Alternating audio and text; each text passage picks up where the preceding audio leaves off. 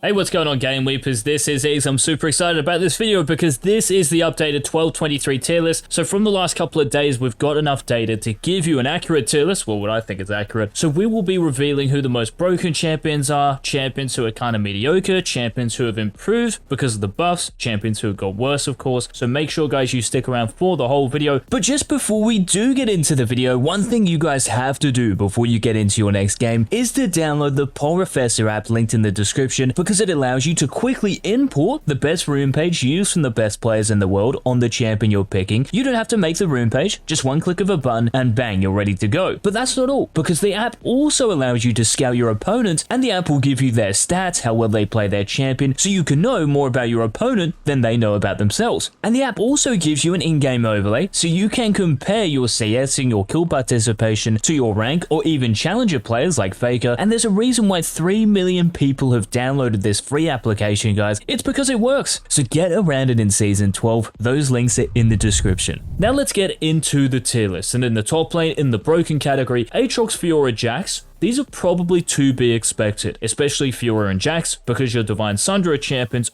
Because of all the HP in the game, you shred everything in the top lane at the moment. Aatrox, well, because it's Aatrox, and Riot haven't really nerfed him that much. And K'Sante is now here because, well, people just know how to play the champion now. He's very durable, he's very hard to kill, he can TP an enemy champion into Narnia with himself, and I can't really recall in any of my games looking at a K'Sante in the top lane and thinking, wow, this champion looks really bad. Most of the time, they look really fed and just very hard to kill. And his win rates in high elo, they're actually pushing around 55% in just the last couple of days. So that's why K'Sante and the other 3 champions are in the broken tier. Now, what about champions who, well, are very close to being broken? Well, we only have 6 of these in S tier. These are Camille, Darius, Dr. Mundo, Gwen, Sett, and Shen. Now for Camille, Divine Sundra, Ravenous Hydra. I understand that Ravenous Hydra got nerfed in this patch, right? So you're losing damage if you're a melee champion, and a ranged champion that is, on the cleave passive, and you're also losing Omnivamp from the carnivorous stacking. But is this a big deal? Honestly, not really. Just like I said, right, Camille, you can build Divine Sundra. So you're still going to be chilling in a meta where there is so much HP around you, and I could have easily put her in broken. Just like Darius, exactly the same reasoning really, because you love playing against champions who build HP. Whether it's because of your amazing DPS, whether it's because of your quick conqueror stacking, your low W cooldown, the hemorrhage stacking, everything is still going for Darius. That's why he's right near the top. Now, Dr. Mundo got some big changes this patch, and his win rates in lower elos have actually gone through the roof. Just like Camille, I could easily have put Dr. Mundo in broken tier. But here's the thing, the higher you climb, guys, the more kind of predictable and easy it is to play against a Mundo, and the harder it becomes to execute this champion's playstyle because it's very linear. You just run in a straight line throwing a cleaver, and against people who are kind of informed about the game, it does become more difficult to actually make work. But still a very strong champion because of the adjustments. Now Gwen is here because she loves playing against champions with lots of HP, might not have the most amazing win rates, but innately speaking, like, let's be honest, if you're a top laner and you know you're playing against a Gwen, it's a pretty annoying lane, and she is hard to beat. Now Sett is here because if you're going something like Heartsteel with Titanic Hydra,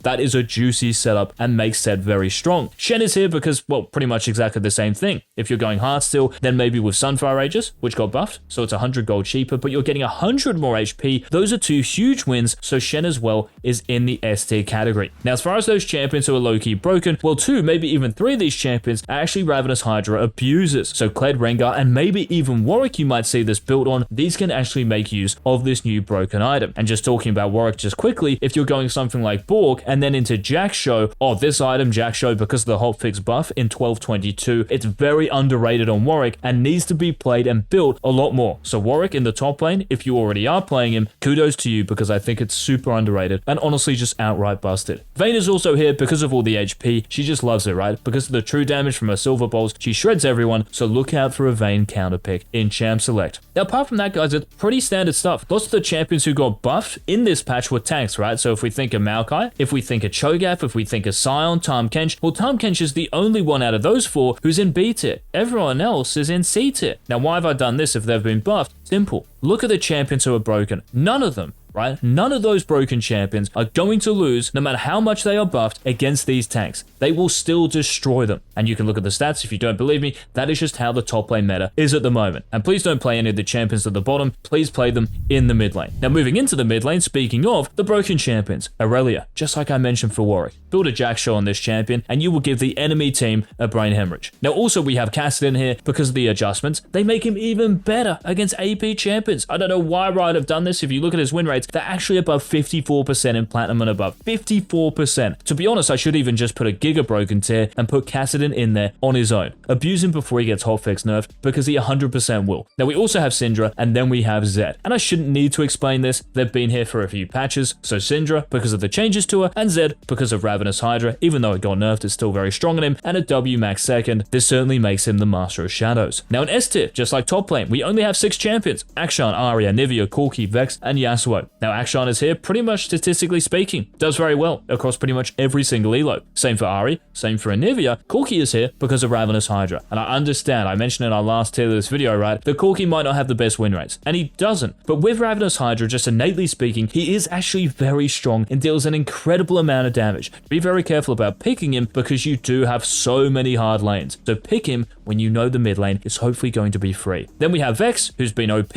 ever since Riot buffed her Q, so in terms of the cooldown and the AP ratio, and then Yasuo, because, well, he's Yasuo. Now, as far as low-key broken goes, you can see that we have 3 attack damage mid laners in here, and kind of the same as the last tier list. Reason for this is because there are lots of strong AP junglers at the moment. So if you're picking something like Gangplank mid, Lucian mid, Pantheon mid, this enables them even more, right? Because you have mixed damage. If you're picking an AP champion with, let's say, like an Evelynn jungle, the enemy champions, especially the mid and jungler, can kind of build pretty easily against that. Now, Karma is here because at the moment, bruisers are so strong, right? Think about all those Ravenous Hydra abusers. Think about Aatrox. Think about Camille, right? Think about Darius. Think about Gwen. If you are playing Karma mid, or even junglers like Belveth, who we'll get into, you can buff them, right? Because you are one of those enchantresses in the mid lane. Now, Ryze is also here because, well, at the moment, Ryze is actually underrated. And that's simply because he has around a 50% win rate in the majority of elos. Now, when this happens, and kind of the same for Corki, they will get abused in pro play. So I'm calling it now, guys. As soon as the pro scene starts again, these 2 champions will just get picked all the time. Now, what about the other champions in the mid lane? Well, honestly, not really much has happened in 12-23, and that's why they are mostly staying the same. Now, a couple of champions have actually moved down from S tier, so Sylas being one of them, and it's kind of a theme at the moment, because like I said, right, lots of bruisers, lots of fighters are strong at the moment. Sylas is a close range champion. He doesn't like playing against attack damage, strong DPSs. That's why his win rate has kind of cocked it. And just like a lot of other champions, maybe around the A and B tiers,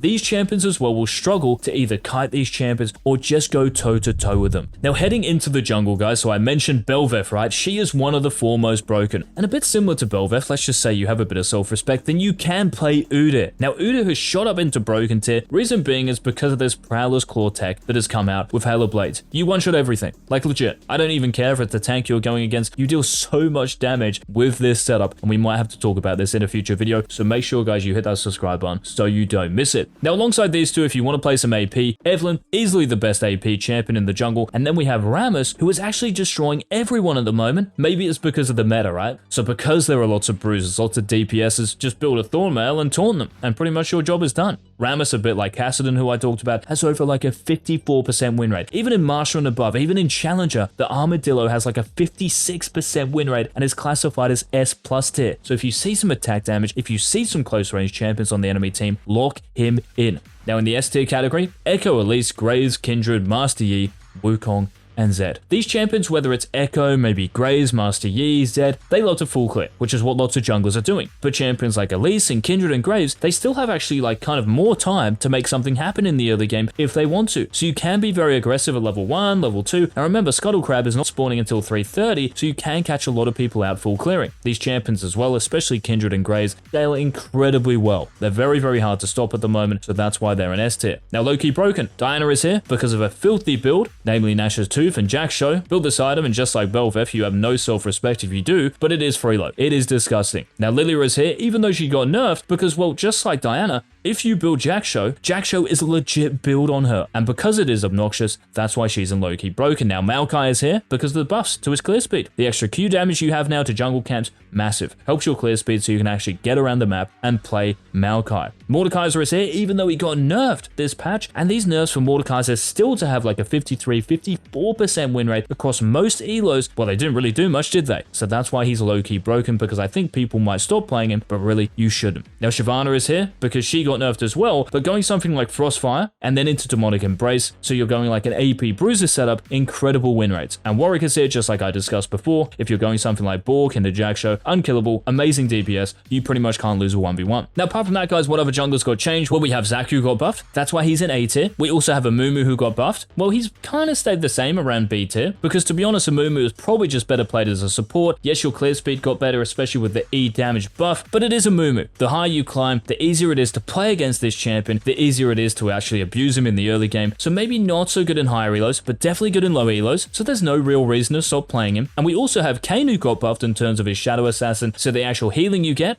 when you actually enter terrain, this is scaling more of your bonus AD, and also your damage and your passive went up, but guess what? Kayn's win rate really hasn't changed. Why is that? Well, think about it. What champions beat Shadow Assassin Kayn? Pretty much anyone who has a little bit of tankiness and good DPS. So look at the top, Belveth, Udyr, Bramus, they destroy Shadow Assassin Kayn at the moment. That's why he's staying in C tier. Apart from that, guys, please just don't play Camille and Gwen. Again, pick them in the top lane. You're going to make the most out of them on that island. Now, moving down to the bot lane, and guys, if you do want these videos to continue, please leave a like down below. And yes, the broken AD carries, Caitlyn, Draven, Lucian, Kai'Sa. Caitlyn, really hard to beat in lane. Draven, kind of the same thing. Lucian, put a Nami next to him, pretty scary. Kai'Sa, well, she's just innately strong. She's received so many buffs recently, maybe just be a little bit careful about blind picking her, because lots of champions beat her. The three next to her and broken, absolutely destroy her, and you also have champions like Xayah and Ashe might be an annoying lane, so do be careful of that. Now, as far as S tier AD carries go, Samira, Tristana, Twitch, and Varus. These are your next 4 best. Then in low-key broken, guys, this is kind of the one that we've all been waiting for, Zeri. Now, I'm not talking about going like shield bow Zeri, right? Because of all the adjustments recently, right, in 12.23, here's the thing. Please get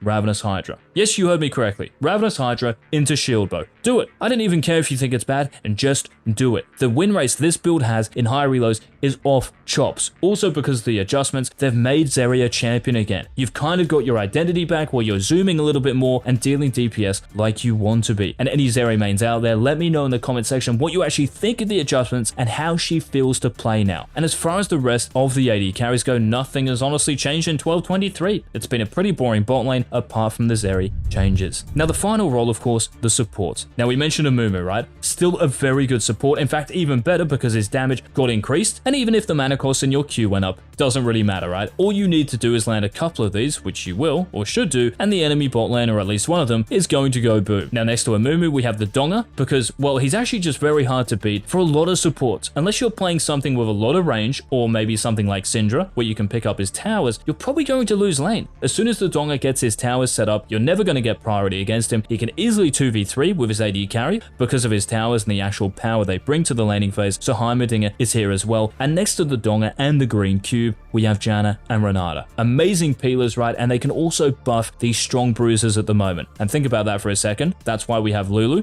Nami, Karma, Sona, Soraka, Zillion in S tier as well. They can buff these champions who are OP. So you don't even have to play next to your AD carry. Leave them. Let them run it down. Go towards your Belveth in the jungle, go towards your Darish or Fiora in the top lane, GG. Now in low-key broken, we have Maokai here because of the buffs to Maokai. The buff to his damage has really helped him in the bot lane, and that's why he's in low-key broken alongside Zac as well, because of the buffs to Zac. So both of these champions, because of the 12.23 improvements, they are in low-key broken. And pretty much the main theme for the supports at the moment, guys, is, well, if you can buff an ally, especially one of those bruisers and fighters, God, it really has been a theme for this video, right? Well, you're probably a stronger champion. That's why in C tier, we have a lot of champions who can't really buff anything. And even in B tier, it's much of the same. Just please don't play NASA support. It's the biggest bait in the world. It might work like, what, 1 in 1,000 games? Please don't do it, guys. You're much better off picking one of these enchantresses or champions in maybe A tier and above. So those were the tier list for 12.23 updated. Again, any questions, any thoughts, let us know in the comment section, guys. And until our next preseason 13 upload, this has been a... Peace.